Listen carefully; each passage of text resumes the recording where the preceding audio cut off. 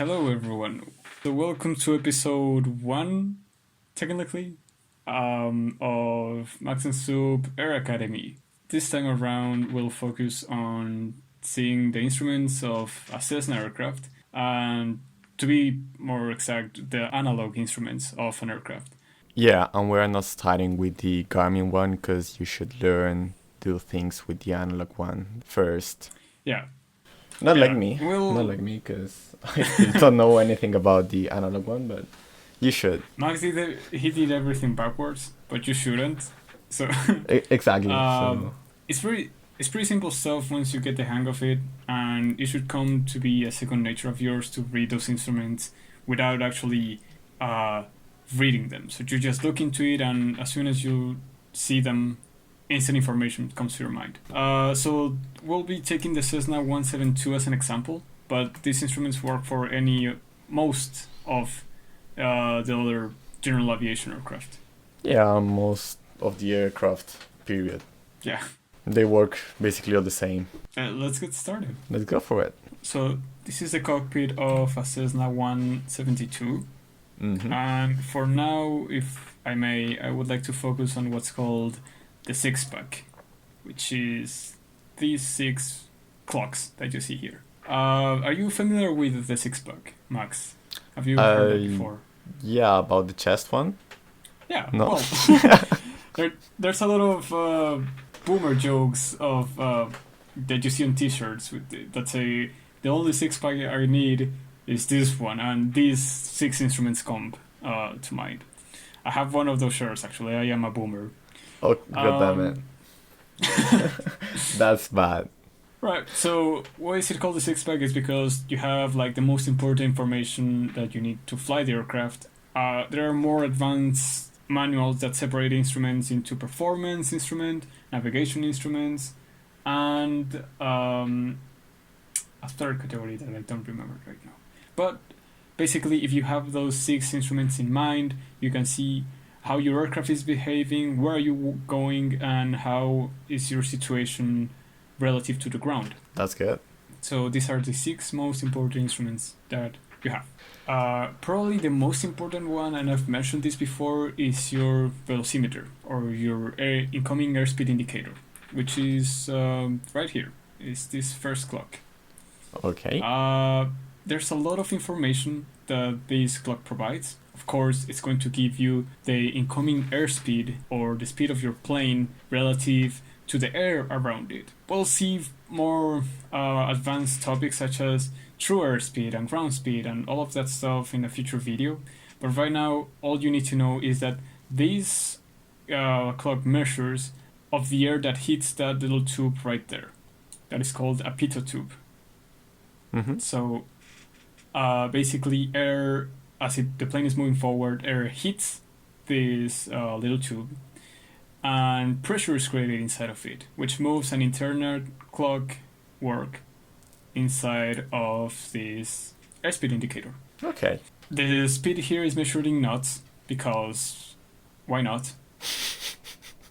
That's, I think, the best explanation ever. Because why not? Knots are nautical miles per hour, in case you didn't know. Everything speed-wise in aviation is given in knots, which is nautical miles per hour. Moving on to the colors that you see. Do you have any idea what the white band means, what the green one means? Okay, so I know that the green one is the safest speed, basically. Yeah. The yellow one is like, okay, but you shouldn't do maneuvers Right. at that speed. And the red is You're dead. overstress, I guess. Yeah. Yeah, that's pretty much it. Now, there's one additional one that it's the white one. Okay. So the bottom of the line, so the first line, the one that is at 40, that's your VSO or VS0 speed, which means that is your stall speed with landing configuration. When you have your flaps down and you go below that speed, You're fucked. your plane will stall and you will no longer be flying. You'll just fall. Basically, you're fucked up. Yeah, so don't ever go under this speed unless you are in the ground. Okay. Don't fly below this speed. The second bottom is the bottom of the green one, which is your BS speed, or your stall velocity. This is the velocity at which your aircraft stalls and falls to the ground in normal configuration or clean configuration when you have your flaps up. Okay. So with your flaps up, if you go below this speed, you will no longer produce lift and you'll fall. So beware of that. Those two speeds are very critical. Okay. 40 and it's exactly 48 in this aircraft. That's good to know. This little the end of the white band, basically everything that is white in this velocimeter is flaps. So the bottom line is the velocity at which you fall with your flaps or your stall with your flaps, and the top edge is the max velocity that you can apply more than one flap. Okay. This is, you can also see that with the flaps themselves. You can see if you want to put more than 2 flaps while flying, you can be maximum at 85 knots. More than that can overstress the flap, even rip it off if you go fast enough. So do not apply more than 2 points of flap if you're going more than 85 knots. And 1 point of flap, you can do it up to 110 knots. The end of the green band means that you reach your maximum cruising speed, and more than that, applying full force to your controls might lead to structural damage. And more than 160 knots, 163 to be exact, is the NE, or never exceed speed, which basically means that if you ever go beyond the speed, there's no guarantee that your aircraft will be okay, and you'll probably damage very, very bad to your aircraft. I think we should move on to the attitude indicator, or artificial horizon, as you may call it. Okay. So do you know why it says vacuum over there and off? Because it needs to work with the vacuum produced with the engine. Exactly. Okay. Yeah. There are 3 instruments in the 6-pack that work with a vacuum pump, which is the heading indicator, the attitude indicator, and the turn coordinator. There's the turn coordinator sometimes is electrical, but these 2 are vacuum driven. There's a gyroscope or gyro inside that starts spinning really fast, and just like a Beyblade. Yeah, I was because it's going to say spinning the very same. fast. Yeah, that's the first thing that came to mind. When a Beyblade is spinning really fast, it keeps itself pointing upwards. So even if you nudge it, even if you touch it, it will still look for a position where it's pointing upwards. And the same principle applies here. It's gyroscopic principles of physics. So basically, if you keep that Beyblade spinning really fast inside this thing, no matter what the attitude or inclination of the aircraft may be, this will always show what the horizon should look like. It's very, very important in IFR flying when you do not see anything outside, so everything else is covered in clouds. These will be your life saving. Yes, your most used instrument. In VFR flying, it is useful, but not as useful as it is in IFR. So you have your altitude or your pitch, if you may, labeled in 5 degrees, so 5, 10, 15, 20, and your bank angle, so you have 0, 10, 20, 30, 45, and 90 degrees. Normally, you don't want to go over 45. Okay. Or 60. Depending on the model of the aircraft, it may be 45 or 60 degrees. Yeah, that's about it. Right, so moving on. We have our third clock that is called your altimeter. It is a clock that shows your altitude, and it does using a barometric gauge. It measures the static pressure around the plane. So outside the aircraft, you have like a small hole. I don't know if we can see it. Yeah, maybe. It should be here. There should be a small hole with a red circle around I'll it. put a photo. Yeah, let's put a picture probably on it. So that is called a static pressure port, which shows the aircraft what the air pressure around it is. And when the air pressure gets lower because you get higher, a small balloon inside this, which is called a barometric chamber, expands and moves the clockwork to show a higher altitude. This is all done using a barometric setting, which is kind of complex, and we shouldn't talk much about this in this video. However, it's basically what's the pressure in that specific moment in an aerodrome. So if it's a sunnier day, the air is less dense and it has a lower pressure, rather than when it's a very cold day, it has a higher pressure and the barometric configuration goes higher. And if you're going to fly flight levels, it always uses 2992. Which is standard. This is in inches of mercury. The small arm, if you may, shows you the thousands of feet, and the larger arm shows you the hundreds. Mm-hmm. So right now we're about 0 thousands and 800. So we're about at 800 feet. And that's why when we changed the pressure outside, it changes the altitude. Now is the turn coordinator, because it says there. This thing, I'll be honest, is not incredibly useful.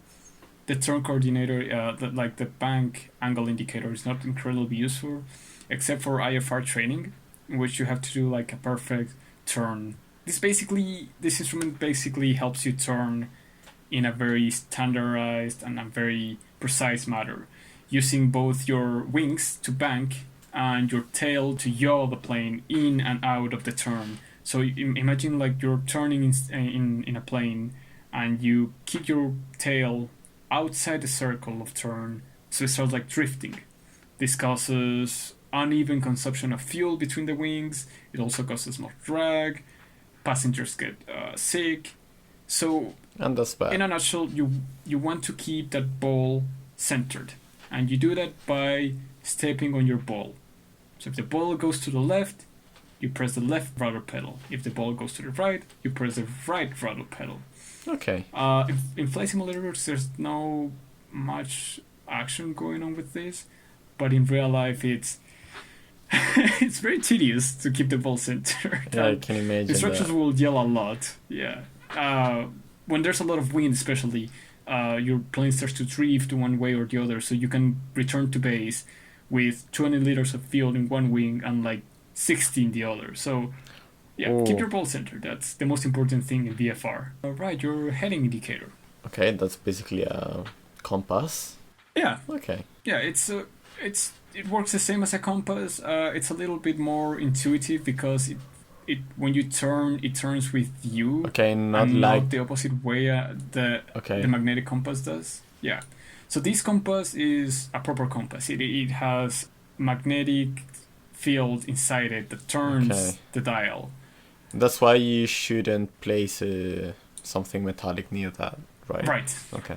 Right. Never place like your manuals or your headphones near it because it will affect it. This, on the other hand, is not technically a compass per se. It's a gyroscope that you can align to your compass.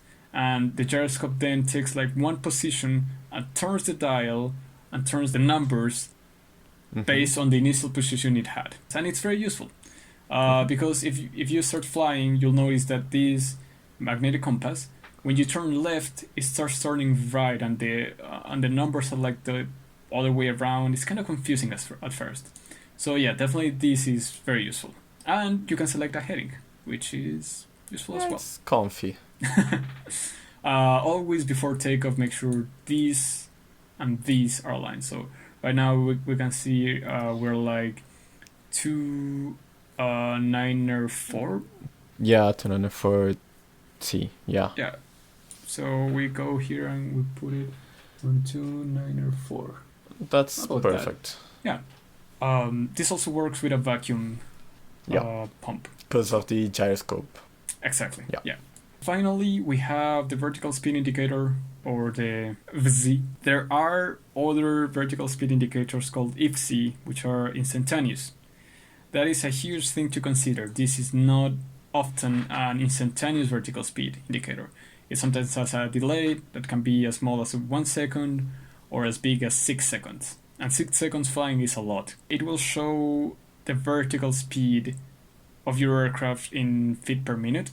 So you can go up 500 feet per minute or 1,000 feet per minute, or or you can go down at 1,000 feet per minute or 1,500. Don't do that. don't go down at 1,500. It does this by comparing the anaerobic valves. It logs the pressure changes with the static port. Okay, I was going to say that actually, like pressure changes. Yeah, imagine. I don't know if you have ever gone to a trip to the mountains with a plastic bag of potato chips or a bottle of water. In the last flight from Italy, I take chips.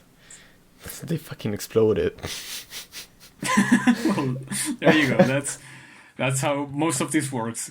Just like potato chips exploding. It's because the pressure is lower up there and it expands. So yeah. Also, that happens inside your body. That's also an interesting topic. Right, so these are the main 6, the most important ones. I think we should also mention... These 3 we'll talk in another video because they are on their own very complex. This is your tachometer, or RPM indicator, if you want to call it that. It is important in cruise that you have constant RPMs. Mm-hmm. Note that this plane doesn't have variable flow for the propeller. You cannot change the propeller pitch, and the RPM will change based on your pitch of the aircraft. Like if you go up, there's less air going through the propeller, and this will make the RPM lower. And if you go down, this will make the RPM higher. So if you want to keep a steady RPM, which is normally 2,400 for cruising, you have to put more throttle or less depending on your pitch. Not the mixture? Well, the mixture should stay the same if you are staying in one single altitude. But yeah, the RPM changes a little bit depending on the pitch of the aircraft. Okay. Just for aerodynamic reasons. So yeah, that pretty much does it, I believe. Yeah, because, well, the left gauges, they're pretty self-explanatory. Like fuel on the left and the right wing at the extreme left. Then the EGT, I don't know what the fuck is that. That's the exhaust gas temperature. Oh yeah, that's pretty fair. It is used to, well, both fuel flow and exhaust gas temperature are used to help you get the perfect mixture. So you start leaning the mixture to get like the perfect balance between these two. You don't want to consume that much, but you also don't want to make your cylinders explode. Obviously. Because they overheat. Flying costs, so you should keep it. A lot, yeah. But pretty balanced. If you ask me, I'll prefer to take more gas than to overheat my cylinders, and that take that from experience. Okay. Oh yeah. Yeah. I don't want to do that again.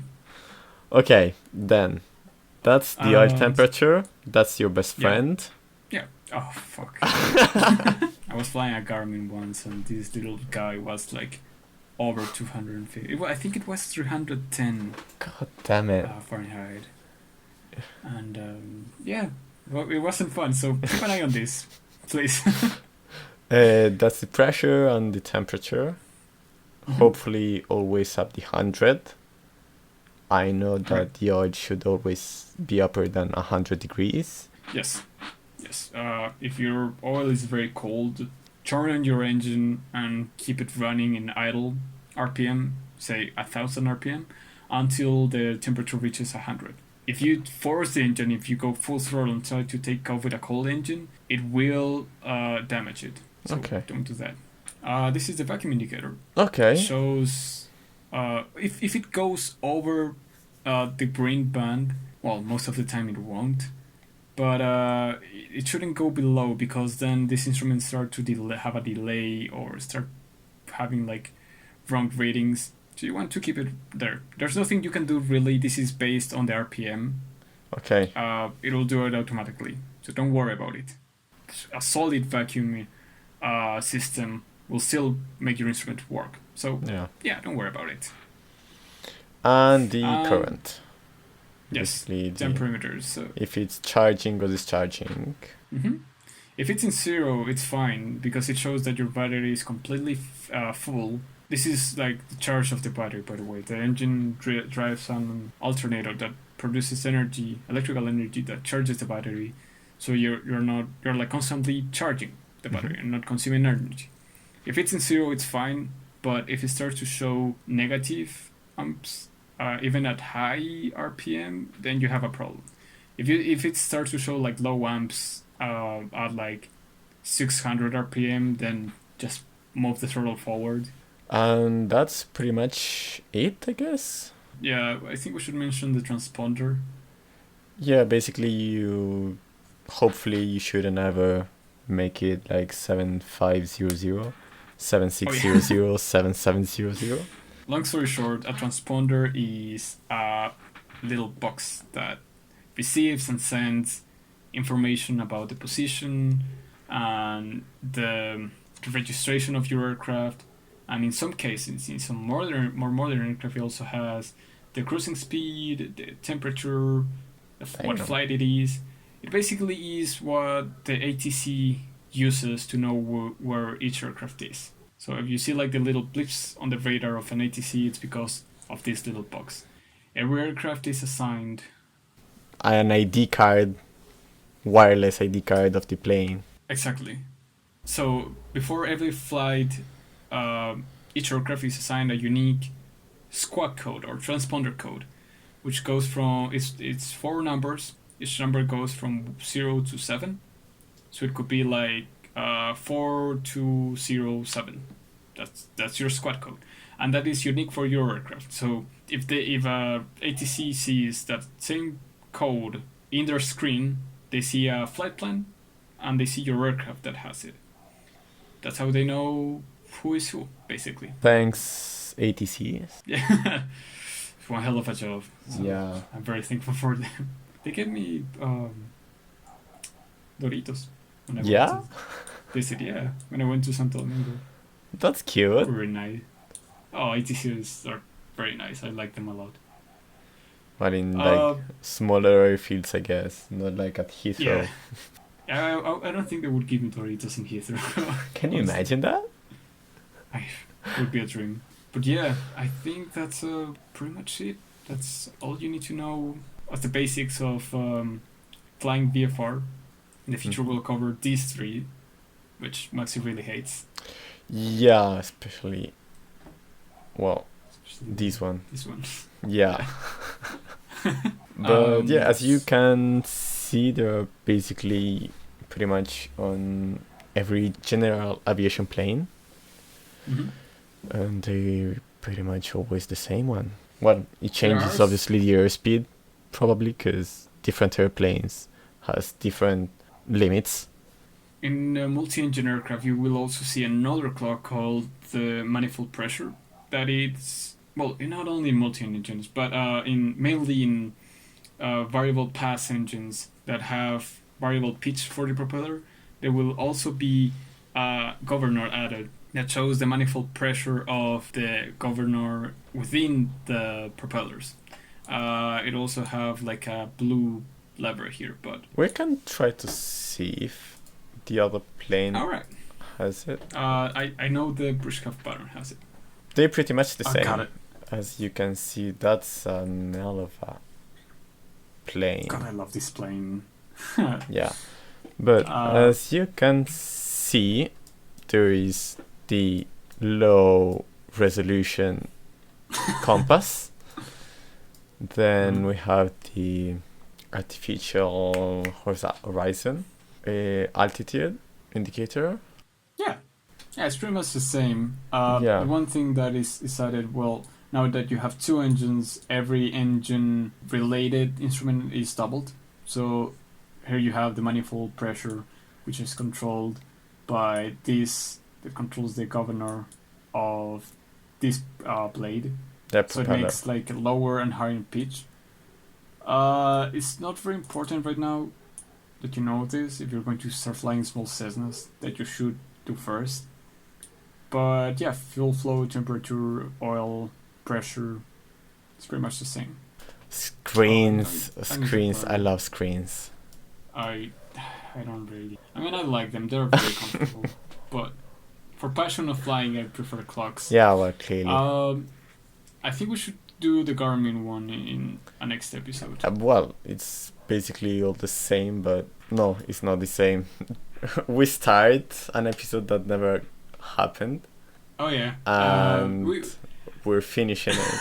We're finishing it like well before it ended, but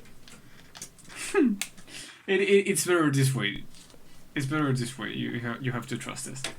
So next video we'll do IFR instruments and teach you about the basics of IFR training. Just the basics. So you can use a VOR, you can use an ADF. With what you learned today, you can safely use the 6 main instruments of a general aviation aircraft. And I really hope you enjoyed it, learned something new, and please consider subscribing and giving us your money. See you in the next one.